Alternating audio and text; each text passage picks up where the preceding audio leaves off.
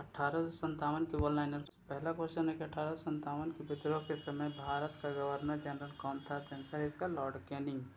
अगला है कि 1857 के विद्रोह में किसने सबसे पहले अपना बलिदान दिया था? मतलब बलिदान सबसे पहले किसने दिया था? इसका आंसर है मंगल पांडे। अगला है कि 1857 के विद्रोह में कानपुर में सैनिकों का नेतृत्व किसने किया था? आंसर है इसका तात्या टोपे। आगे देखते हैं।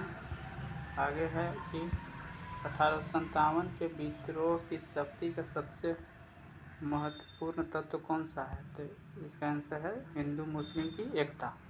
आगे की रानी लक्ष्मीबाई का मूल नाम क्या था? तो आंसर है मणिकर्णिका। अगला है कि भारत के शिक्षित एवं मध्यम वर्ग के लोग क्या थे? तो मतलब 1857 के क्रांति के में तटस्थ रहे, मतलब कि कोई भाग ज़्यादा नहीं लिए। अगला है कि 1857 में अंग्रेजी साम्राज्य के विरुद्ध पंजाब में किसने सशस्त्र विद्रोह किया था? आंसर इसका है नामधारी सिखों ने किया था। आगे देखते हैं कि बिहार में 1857 की क्रांति के नेता वीर कुंवर सिंह का देहांत कब हुआ? तो इसका आंसर है कि 9 मई 1858 ईस्वी में। आगे है कि अगला है कि अंग्रेजी भारतीय सेना में चर्बी वाले कारतूसों से चलने वाली एनफील्ड राइफल कब शामिल की गई थी? आंसर है इसका जनवरी 1857 में।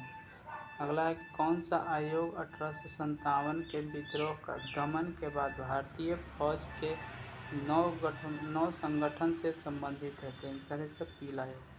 अगला है 1857 के विद्रोह में किस हिंदू कवि ने देखा था? तो मिर्जा गालिब ने 1857 की क्रांति को अपने आंखों से देखा था। आगे है कि कौन 1857 के विद्रोह में अंग्रेजों का सबसे कट्टर दुश्मन था? तो अंग्रेजों का सबसे कट्टर दुश्मन था मौलवी अहमदुल्ला शाह। अगला है कि जगदीशपुर के राजा कौन थे? जगदीशपुर के राजा थे वीर कुंवर सिंह। आगे देखते हैं कि आगे 1857 के विद्रोह का नेतृत्व बिहार में किसने किया था? आंसर इसका हो जाएगा वीर कुंवर सिंह। 1857 की क्रांति के समय ब्रिटेन का प्रधानमंत्री कौन था? इसका आंसर है लॉर्ड पाल्मस्टन। अगला है कि 1857 के विद्रोह के संदर्भ में किसे उसके मित्र ने धोखा दिया तथा जिसे अंग्रेजों द्वारा बंदी बनाकर मार दिया गया था? आंसर है तात्या तोपे।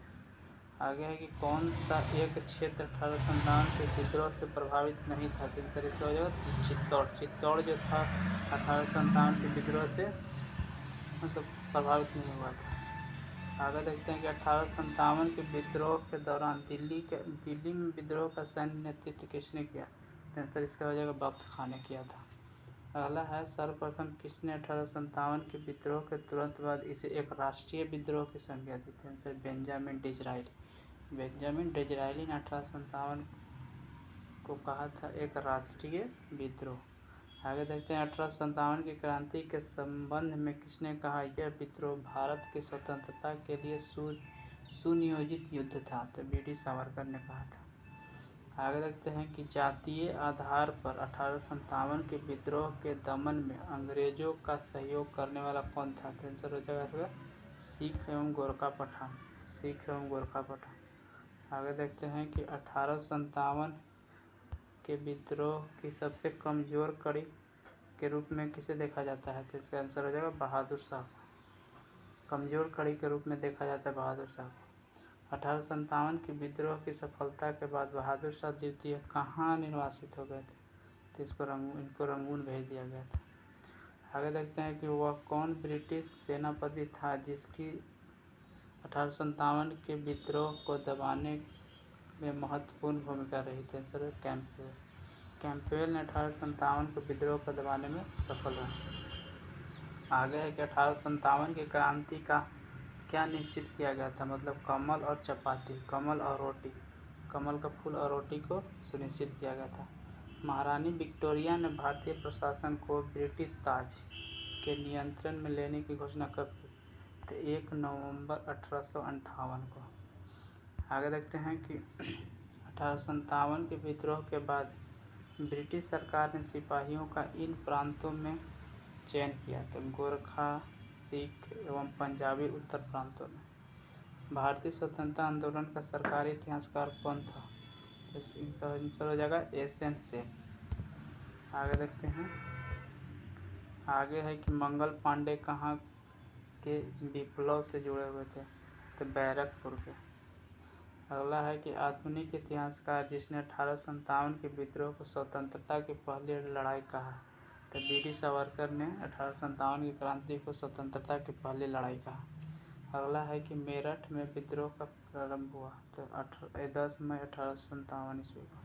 1857 का विद्रोह कहाँ से प्रारंभ हुआ, तो मेरठ से प्रारंभ हुआ। 1857 के विद्रोह का तत्कालीन कारण क्या था, तो चर्बी वाले कारतूसों का प्रयोग करना, तो इसका तत्कालीन कारण था। आगे देखते हैं कि वह पहला भारतीय सिपाही कौन था जिसने चर्बी वाले कारतूस का प्रयोग करने से इनकार कर दिया, तो इसके आंसर थे मंगल पांडे। मंगल पांडे जो थे चर्बी वाले कारतूस को चलाने से इनकार कर दिया। आगे देखते हैं कि अंग्रेजी भारतीय सेना में चर्बी वाले कारतूस के चलने वाली एनफील्ड राइफल कब शामिल की गई, दिसंबर 1856 ईस्वी में।